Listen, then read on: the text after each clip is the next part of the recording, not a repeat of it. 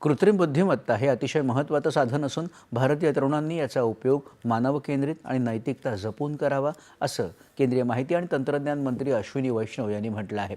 एआयचा जबाबदारीनं वापर करण्यासंदर्भातल्या अभियानासाठी सर्वाधिक प्रतिज्ञा मिळवण्यासाठी गिनीज बुक ऑफ वर्ल्ड रेकॉर्डमध्ये भारताची नोंद झाली आहे.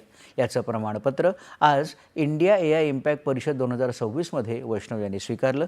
त्यावेळी घेतलेल्या वार्ताहर परिषदेत ते बोलत होते.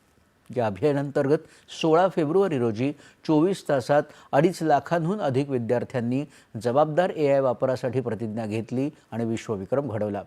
हे अभियान केंद्र सरकारच्या इंडिया एआय मिशन आणि इंटेल इंडिया यांनी संयुक्तपणे राबवलं होतं. पंतप्रधान नरेंद्र मोदी यांच्या नेतृत्वाखाली भारत एआय क्षेत्रात जबाबदार आणि मानवकेंद्रित दृष्टिकोन घेऊन पुढे जातो आहे. यात तरुण पिढीचं योगदान महत्त्वाचं ठरत असल्याचं वैष्णव यांनी यावेळी अधोरेखित केलं.